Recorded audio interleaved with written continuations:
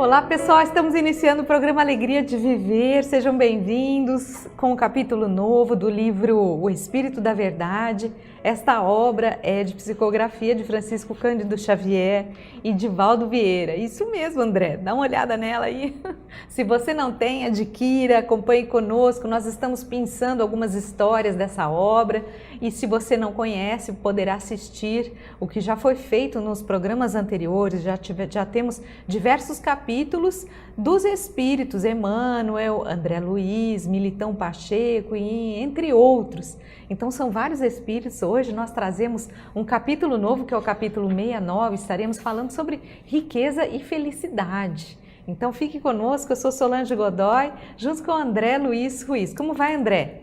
Olá, Solange. Olá, queridas irmãs, queridos amigos. Nossa alegria se renova em todos os programas, considerando que estamos reunidos para o aprendizado. Ninguém aqui sabe. Nós estamos nos valendo dos que sabem, que nos trazem suas mensagens, para que esta sabedoria nos ajude a construir a nossa própria. Então é muito bom que você esteja conosco e tenha com você o livro que nos serve de base, de roteiro, porque nós estamos fazendo leituras episódicas, nós estamos lendo o livro do começo ao fim, mas estamos procurando retirar de cada capítulo aquilo que é de melhor, nos ajude. E aqui falou de riqueza, riqueza tem que ter dinheiro, riqueza. Parece o Muttley, lembra? Medalha, aquele cachorrinho da Corrida Maluca, do Dick Vigarista, lembra? Medalha. Então, aqui nós vamos ver, será que riqueza e felicidade podem ser consideradas companhias uma para a outra? E quem vai nos falar, e vai falar em poucas palavras, como sempre, e com muito conteúdo, é o Espírito Emmanuel. Pegue um papel, uma caneta ou um lápis para você ir anotando. Se você não tem o livro, pode comprá-lo. Se você quiser, talvez navegando na internet, você consiga o livro em PDF, mesmo gratuitamente.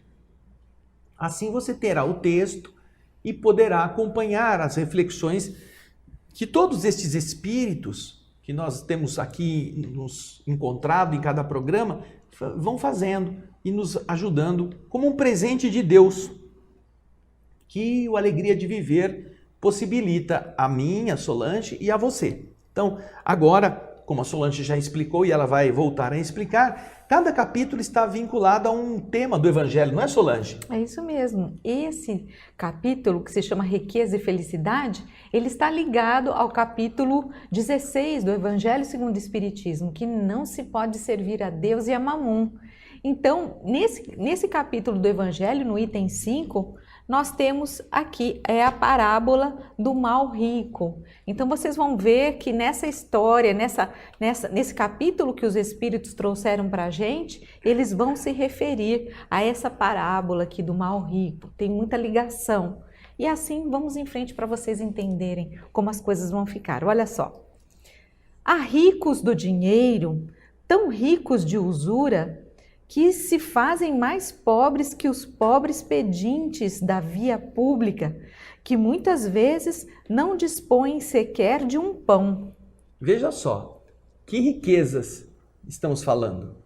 Uma vez eu fui fazer uma palestra numa cidade, num outro estado, e quando estávamos indo para o local da palestra, eu estava sentado no banco de trás e eu estava vendo outdoors que estavam com frases interessantes. E uma que passou, que ficou muito marcado na minha memória, foi esta. Existem pessoas tão ricas, mas tão ricas, Desculpa. Existem pessoas tão pobres, mas tão pobres, que elas só têm dinheiro. Veja só. Existem pessoas tão pobres e pobres, que a única coisa que elas têm é dinheiro. Aqui, Emmanuel está falando muito a mesma coisa. Que muitas pessoas são muito ricas em dinheiro e também são muito ricas em avareza, em apego, em um egoísmo que mantém a pessoa somente para si, com o desfrute daqueles bens. e que isto as faz mais pobres do que aqueles pobres pedintes da via pública e que muitas vezes não possuem nem mesmo um pão para comer naquele dia. Um rico mais pobre que o mendigo, porque eles são ricos em dinheiro e ricos na usura, no apego. E isto tem a ver com aquela frase que existem pessoas tão pobres, tão pobres, tão pobres, que a única coisa que elas têm é dinheiro. Interessante, não é? Emmanuel é cirúrgico e ele vai continuar nos explicando. Vamos ver? Há ricos de conhecimento, tão ricos de orgulho, que se fazem mais pobres que os pobres selvagens, ainda insulados nas trevas da inteligência. Vocês já notaram que uma das coisas mais difíceis é encontrar um sábio humilde? Um sábio que eu digo não da sabedoria verdadeira, mas um culto. Um indivíduo ilustrado, letrado, estudado, diplomado. Parece que à medida que eles vão ganhando papéis que penduram nas paredes, eles vão perdendo a simplicidade. Eles vão se travestindo de uma importância, de um realce social que faz com que eles se tornem ricos em orgulho, ricos em enfatuamento, em pose. E, uma vez que eles assumem isto, eles estão distantes dos mais humildes.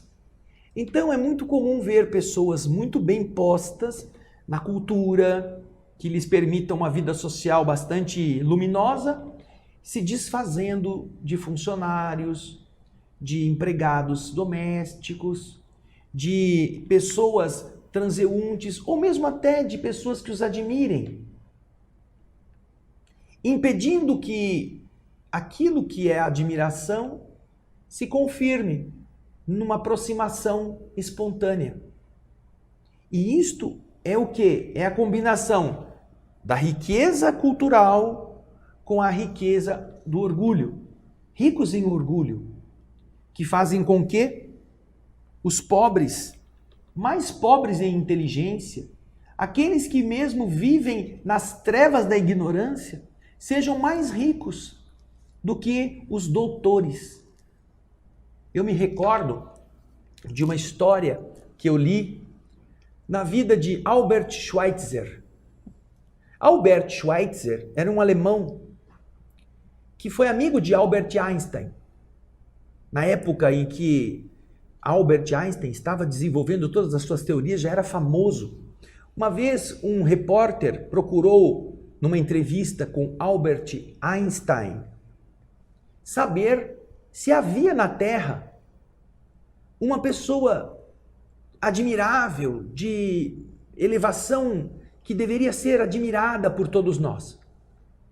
Ele já havia recebido o prêmio Nobel, já era um homem conhecidíssimo. E Albert Einstein respondeu à pergunta: sim, existe. Existe um homem que merece todas as nossas homenagens. Ah, é? Quem é este homem? Perguntou o repórter. E Albert Einstein respondeu: ele é Albert Schweitzer. Albert Schweitzer era um cientista, um médico. Ele era doutor em 4 áreas do conhecimento. Ele era doutor em medicina, doutor em teologia, doutor em filosofia e doutor em música. Ele era especialista em Johann Sebastian Bach. Ele era construtor de órgãos para a execução das obras de Bach. Ele era doutor formado nessas quatro carreiras da intelectualidade nos idos do século passado, século XX, no começo do século XX. E entre os doutorados que ele possuía, o de medicina fez com que ele se especializasse em medicina tropical. Uma vez vendo uma revista numa antessala de um consultório médico, Solange, Dr. Albert Schweitzer, ele se deparou com A tragédia que acontecia na África, nas doenças tropicais, aquilo mexeu com ele.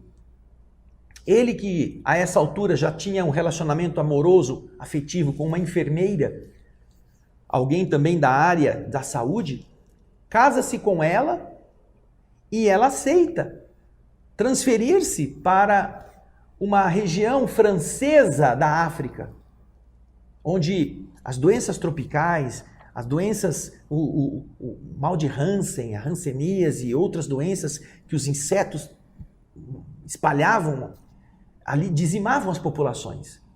Ninguém cuidava deles. Em Lambaréné, na Guiana Francesa, se não me engano, ele se estabelece. Só que ele chega lá e o que ele encontra? Ele encontra uma floresta, não havia hospital, não havia nada.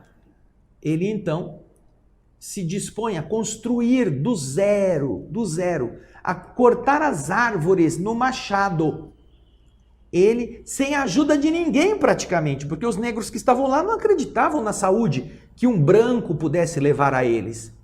Acreditavam nas beberagens silvestres, nas fórmulas, nas garrafadas da região, que naturalmente em algum momento podia ajudar, mas tinha pouca eficácia em relação a parasitas, a transmissões de insetos. Um belo dia, conta-nos Albert Schweitzer, ele estava com alguns negros, junto com os negros, arrastando uma tora de uma árvore que ele havia cortado para transformá-la em madeira e construir paredes no hospital que estava lá servindo já aos doentes da região. E quando ele estava puxando essas toras, em cima do barranco, havia um negro que estava todo vestido de branco, olhando os outros 3 ou 4 trabalhando. Quando eles estavam por ali, sentindo falta da mão de obra de mais um braço para ajudar a puxar o tronco, o Dr. Albert Schweitzer se dirigiu ao homem perguntando se ele não podia vir ajudá-los.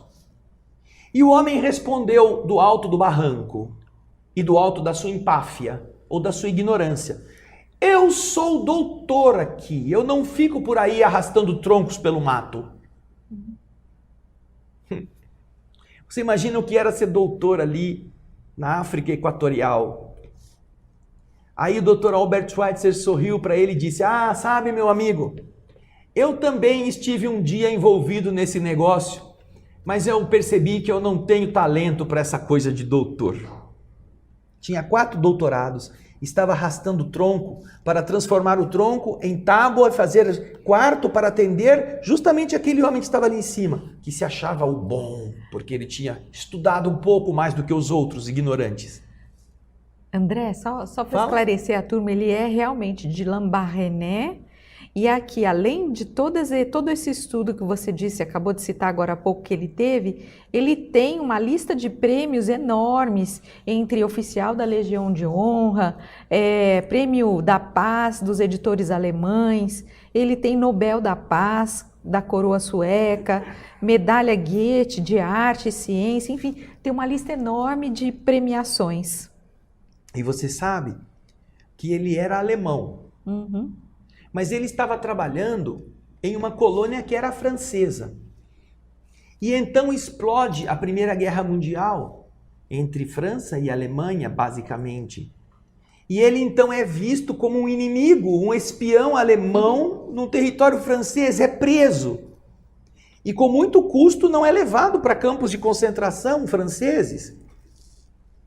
Daí ele tem que fechar o hospital e voltar para a sua terra, esperar que toda aquela trambolheira de violência termine, aquela insanidade. Por fim, ele consegue uma autorização para continuar a atender os franceses, mostrando que ele não era um inimigo, ele era um alemão a serviço da saúde humana na terra. Então, você vê quantas doideiras surgem em volta de uma criatura que, tendo toda esta cultura, não estava mais preocupado em viver na Europa, nos grandes concertos. Ele era enaltecido como um sábio, mas vivia lá toda madrugada, levantando cedo, indo ele mesmo ligar o gerador na manivela, trabalhar o dia inteiro, atender doentes que não entendiam o mecanismo da doença, que duvidavam, que às vezes fugiam do hospital porque não queriam ser tratados e tendo que enfrentar todos os mosquitos, todo o calor. A cada ano que ele voltava, ele tinha que reconstruir uma parte do hospital porque a selva era tão violenta, o calor era tão intenso e as plantas tão vigorosas que elas iam entrando pelas janelas, elas derrubavam paredes, os cipós penetravam pelo telhado, ele tinha que subir com a ajuda de alguns, cortar tudo aquilo e o pouco lazer que ele tinha, quando não estava tão cansado, era de se sentar à noite ali na sua saleta de médico e executar algumas obras de Johann Sebastian Bach no órgão que ele havia transportado para lá como único instrumento de distração, cultuando a beleza da música, o entendimento das harmonias que o ligavam ao cosmos. E você vê que aquele outro que estava em cima do barranco, que talvez já não fosse analfabeto porque tivesse aprendido em alguma escolinha alguns rudimentos de escrita, se achava douto. Não tinha noção de descer para ajudar um outro que já era doutor em 4 áreas do conhecimento humano a transportar a tora para fazer um benefício aos filhos dele mesmo. Então você vê como Emmanuel está nos dando esta informação neste segundo parágrafo. Existem ricos de conhecimento, tão ricos de orgulho, que se fazem mais pobres que os pobres selvagens ainda isolados nas trevas da inteligência. Como você encontra no Evangelho, Jesus dizendo que agradece a Deus ter revelado os seus mistérios aos simples e aos humildes de coração e ter ocultado esses mesmos mistérios aos doutos e aos prudentes. Os doutos, os sábios, os que são prudentes, eles vão estudar por conta deles. Mas os simples e ignorantes, os que têm o coração aberto, esses descobrem intuitivamente a riqueza divina. E então você vê como que às vezes a cultura intelectual, a cultura acadêmica, eu não estou falando de sabedoria de espírito, eu estou falando de cultura de livro, livresca, faz o orgulhoso se sentir ainda mais cheio de empáfia e se desfazendo do comerciante, do indivíduo que vai atender no restaurante, que fala um prato com o nome errado, de alguém que está dando-lhe uma informação e utiliza uma expressão que não é correta e ele então corrige o cara como se ele fosse o sábio. Que coisa anormal isso, né? Porque a cultura, a princípio, daria lucidez, daria inteligência, daria capacidade de observar a sua volta. Mas para algumas pessoas a cultura é apenas um degrau para ele subir em cima da cabeça dos que não puderam estudar e mostrar que ele é superior. Que triste. O que demonstra exatamente como esse indivíduo é mais pobre do que o ignorante. Porque um rico, uma pessoa que teve estudo e que se desfaz de um pobre ignorante é pior do que ele. Quando poderia ajudá-lo, quando poderia estimulá-lo, quando poderia promover o ignorante a uma condição melhor, se limita a fazer chacota daquele que não pôde estudar. Esse é muito pior. Não é, Solange? É isso mesmo. E o texto continua, segue adiante. Vamos em frente. Os exemplos que Emmanuel dá são muito interessantes. Olha, há ricos de tempo, tão ricos de preguiça, que se fazem mais pobres que os pobres escravizados às tarefas de sacrifício. Ou seja, olha o que Emmanuel nos diz, existem ricos, tão ricos de tempo, ou seja, ele tem tempo de sobra. Só que apesar dele ter esse tempo de sobra, não é? Ele é rico de tempo, ele também se faz rico da preguiça, porque ele não utiliza esse tempo de sobra que ele tem para fazer algo de útil. Ao contrário, às vezes ele tem o tempo de sobra e ele não quer nem se mover, ele não quer fazer nada, ele se torna rico de preguiça, não é? E tão rico que fazem os mais pobres, que se torna mais pobre, como diz o texto aqui, que os pobres escravizados às tarefas de sacrifício. Ou seja, aqueles pobres que são tão sacrificados, né, nessas tarefas difíceis, dizer, esses ricos de preguiça são tão assim ricos de preguiça que se tornam mais pobres do que esses pobres. Tem um ditado, Solange, que costuma dizer assim: quando você tiver um serviço para pedir para alguém fazer, procure a pessoa mais atarefada e peça que ela faça. Porque se esta pessoa, a mais ocupada, disser para você que ela vai fazer, pode ter certeza que ela vai fazer. Porque quando as pessoas procuram os mais folgados no tempo e pedem para fazer alguma coisa, geralmente essa pessoa vai dizer assim: eu não posso, eu estou muito ocupado. Não, eu não tenho tempo para fazer isso. Agora não vai dar, eu tenho muito compromisso. O compromisso de não fazer nada, o compromisso de descansar. Estas pessoas que têm tempo sobrando, geralmente sempre se acham escassos nas possibilidades de ajudar outros a fazerem outros trabalhos. Não, já tem muita coisa para fazer. Nossa, eu estou aqui assim de serviço. Por isso, quando uma pessoa vai pedir ajuda em alguma área, deve procurar, segundo este conselho, aquele que faz muita coisa. Porque se este que faz muita coisa disser assim: não, pode deixar que eu faço, é porque ele vai arrumar um tempo para fazer. Ele vai se desdobrar, ele vai economizar aqui, ele vai enxugar ali, e vai. Eu acho que entre 2h30 e 3 horas eu consigo me dedicar a isto e eu dou conta de fazer. Ele vai fazer, porque ele assume compromissos e cumpre. Ele não é preguiçoso. Mas a maioria pode perceber isto, pode escrever. Vejam só os jovens. Eles vão para a escola, eles têm aula, têm o livro, tem o celular, tem onde pesquisar, tem tudo. E o que eles vão fazer? Estudar na véspera. Quando vão estudar? Quando vão estudar. Eles largam tudo. E o que eles colocam no lugar do tempo? Joguinhos, diversão, filmes, esses entretenimentos virtuais, esportes que são dispensáveis do ponto de vista da cultura, são bons para mexer com o corpo, mas de verdade, certames esportivos que são apenas diletantismo, ou mesmo passeios com seus amigos, encher a cara, tomar todas. E aí vão estudar quando? Na véspera. Então você percebe que todos os que têm tempo sobrando costumam dizer, para desculparem-se e não fazer nada, que eles têm muitos compromissos. Não, eu estou cheio de coisa para fazer. E que coisas são essas? São coisas supérfluas. São coisas desimportantes. Não estão fazendo nada de útil, ou quase nada de útil. Portanto, essa é uma realidade. Pessoas que têm tempo abundante, e precisamos ver se não é o nosso caso.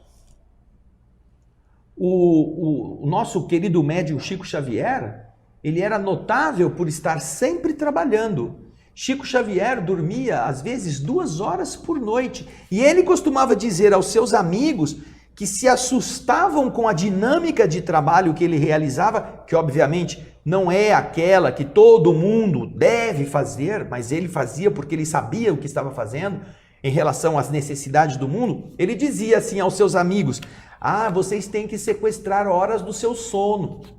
Ou seja, você tem que dormir menos para dar tempo de fazer mais. Porque enquanto você está na Terra trabalhando, você está cumprindo tarefas, você está cumprindo missões. E se você aprende a dormir menos para poder ter mais tempo no serviço do bem, você se enriquece com isto, porque enriquece outras pessoas. Então, o Chico costumava dormir, às vezes, 2 horas ou 1 hora por dia. E no dia seguinte trabalhava, fazia tudo o que devia. Só que nós não podemos imaginar que todos nós temos essa mesma capacidade. Chico Xavier era um espírito de escola, um espírito escolhido, um espírito missionário. Bem falado, missionário. Nós precisamos nos candidatar a um dia, daqui a alguns milhares de anos, nos tornarmos assim. Mas para isso precisamos aprender a utilizar melhor o tempo, ao invés de aumentar a preguiça. Estávamos agora há pouco tempo vivenciando uma situação de pandemia em que as pessoas ficavam em casa. Então me responda, você que ficou em casa, Um ano em casa. Trabalhando de home office. Home office. Você está trabalhando em casa, no seu computador. Quantos livros você leu nesse período de um ano? Você não esteve fazendo nada, não podia sair à rua, não tinha aqui no trabalho. Você leu alguma coisa a mais? O que você aprendeu a mais? Antes você tinha, eu estava no trânsito, perco muito tempo no trânsito. Agora você não está no trânsito. Você está dentro de casa. Você tem tudo à sua mão. Não precisa tomar banho e sair correndo para pegar o ônibus, para pegar o Uber. Não, você está ali. Alguns trabalham com a roupa do corpo sem precisar de vestirem uniformes ou de se vestirem ou se travestirem para estar no serviço, como costuma acontecer com os uniformes tradicionais das empresas. Não, já está pronto. Levanta, escova o dente, põe uma roupa para se ocultar da nudez e vai trabalhar. Mas isso fez com que a gente aproveitasse melhor o tempo? Ou a gente continuasse dizendo, não tenho tempo, tenho muita coisa para fazer. Esta é uma das coisas importantes que nós devemos aprender. Porque muitos que se dizem ricos de tempo são ricos de preguiça. Não querem fazer. Reclamam de ter que fazer. E matam o tempo. Olha só a expressão, mas é a verdade. Tempo morto, não é? Matar o tempo, é isso mesmo. Mas vamos em frente, vamos porque lá. Aqui Emmanuel continua e fala o seguinte: há ricos de possibilidades, tão ricos de egoísmo, que se fazem mais pobres que os pobres irmãos em amargas lutas expiatórias, que de tudo carecem para ajudar. Essa realidade é outra. Ricos de possibilidades, mas também ricos de egoísmo. Ricos de possibilidades. O que seriam essas possibilidades? Você é uma pessoa competente, você é uma pessoa talentosa, você é uma pessoa inteligente, você é uma pessoa culta. Você já fez alguma coisa com a sua cultura para beneficiar alguém? Às vezes na sua casa tem um funcionário que é analfabeto, que não sabe ler e escrever, ou que sabe ler canhestramente ou escrever com garatujas. Você já ocupou algum tempo do seu tempo, da sua possibilidade cultural, para ajudá-lo a melhorar culturalmente, pelo menos na escrita básica ou na leitura? Você passa anos com aquela pessoa e não percebe que ela não lê, que ela não consegue. Se você pede para ela escrever um recado, ela não sabe direito como colocar as palavras. Onde estão as possibilidades se você não as exerce? São talentos? Da parábola dos talentos, que está nesse mesmo capítulo, se não me engano, não é, Solange? A parábola do mal rico. Logo a seguir vem a parábola dos talentos. Onde está? O que você está fazendo dessas possibilidades que são os teus talentos? Você é uma pessoa que tem fluência na fala, você gosta de... você explica bem as coisas, você sabe educar as pessoas, você tem paciência para ouvir e para depois dar a elas uma explicação sobre aquilo? Eu conheço pessoas que são extremamente cultas, têm um conhecimento profundo na área específica. São químicos ou físicos ou matemáticos. No entanto, se elas precisam explicar alguma coisa, ninguém entende. Elas falam uma linguagem que parece que elas estão falando para elas, com a capacidade de percepção que ela já possui, mas todos os que estão à sua volta não entendem nada do que ela fala. Há uma frase do apóstolo Paulo em uma das suas cartas que diz assim: não seja estrangeiro entre seus irmãos. E o que ele quer dizer com isto? Que a sua fala seja nítida, para que você não seja um estrangeiro entre aqueles que são teus irmãos, que estão do teu sangue. Porque um estrangeiro fala uma língua que ninguém entende. E isto é o que acontece com muitas pessoas que acham que para demonstrarem cultura precisam ser criaturas que falam difícil. Ou que não querem gastar o seu tempo, enterram o talento, não multiplicam isto. Então esta história do analfabeto que trabalha na casa, que trabalha na empresa, é apenas um detalhe. Ou até mesmo estão precisando do nosso conhecimento profissional. E a gente faz de conta que não vê, o que não quer, porque a gente não quer compromisso. Onde vamos edificar com os talentos que Deus nos deu? As riquezas que estes talentos são capazes de fazer. Porque na parábola, o Senhor deixa seus 3 empregados e vai embora. Mas diz que vai voltar e eles vão ter que prestar contas.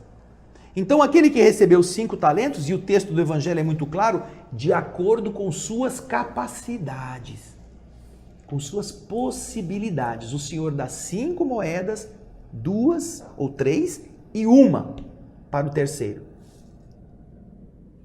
E então, o que recebeu 5 produz mais 5. O que recebeu 3 produz mais 3. E o que recebeu 1 não faz nada. Com medo de perder, enterra essa possibilidade. Só que na hora de prestar contas, o que acontece? Não tem nada para devolver, a não ser a moeda que recebeu. É o resultado do preguiçoso. Não apresenta nada em troca. Não mostra que se interessou pela moeda, mesmo que não fosse capaz ele próprio de fazer alguma coisa.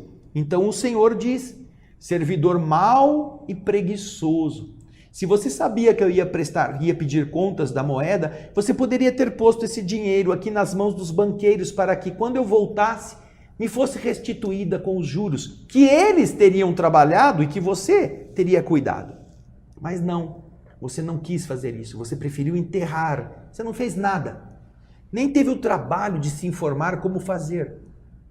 Aí você vê como a parábola dos talentos tem a ver com esta passagem. Nesse trecho, os ricos de possibilidades, tão ricos de egoísmo, só pensam neles, que se fazem mais pobres do que o quem? Aqueles que estão em amargas lutas de expiação, e que tudo falta para eles. Eles não têm nada com que ajudar os outros.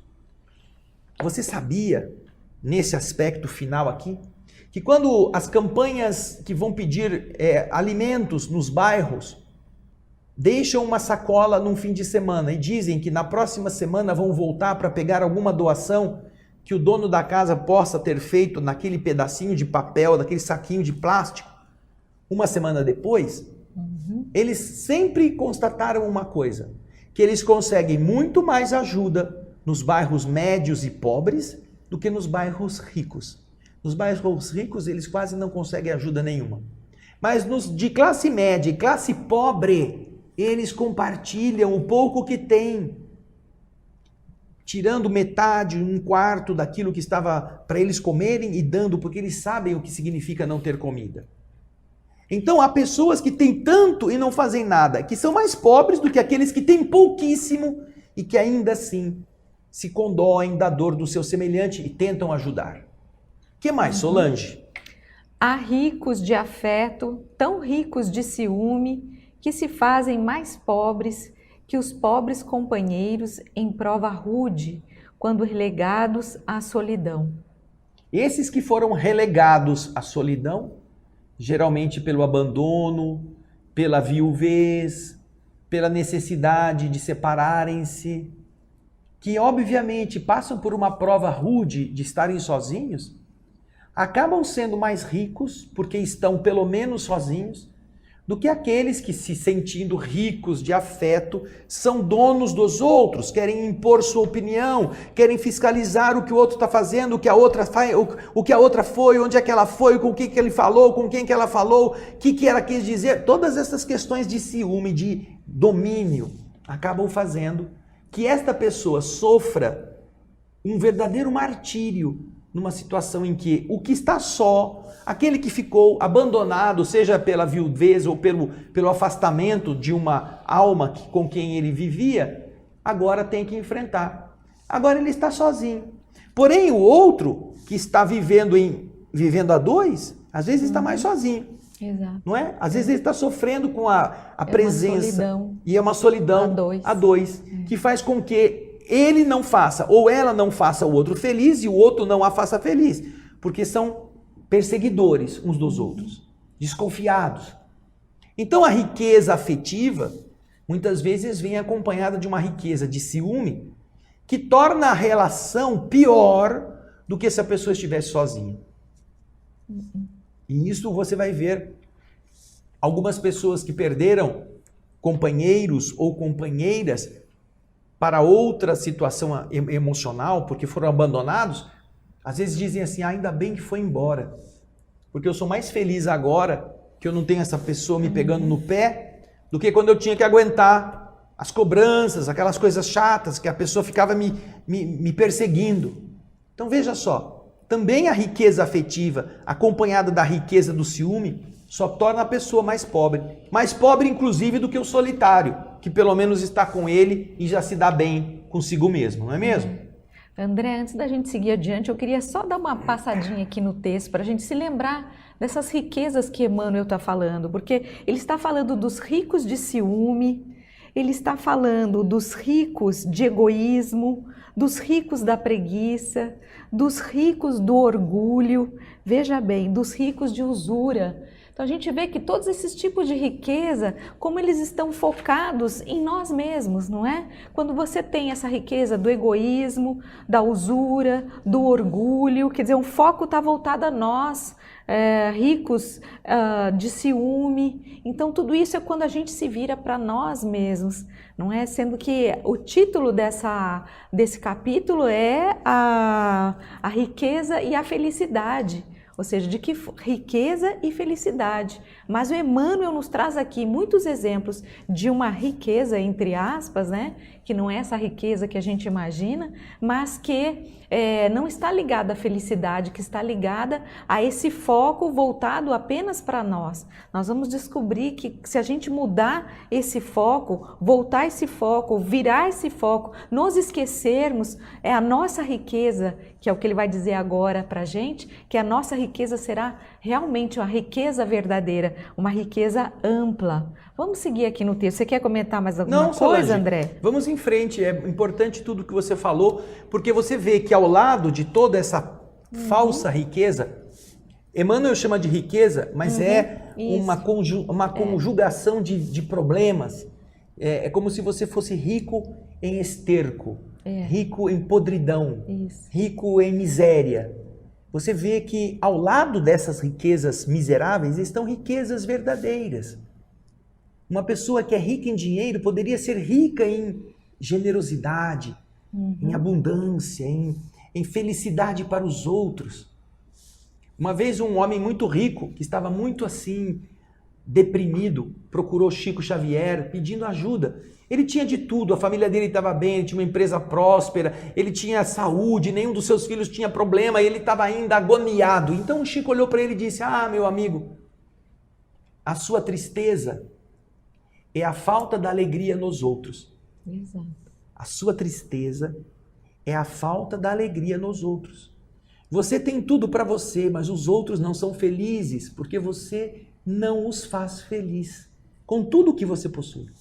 A sua tristeza é a falta daquilo que você não faz os outros sentirem. Porque se os outros se sentissem felizes porque você os ajuda, você os estimula, você os promove, você estaria coberto de bênçãos, coberto de preces, coberto de vibrações positivas, e você não estaria em sintonia com as forças negativas do medo, do abatimento, da depressão. A sua tristeza é a falta da alegria nos outros. Que coisa linda que o Chico disse para esse homem, não é, Solange? E agora?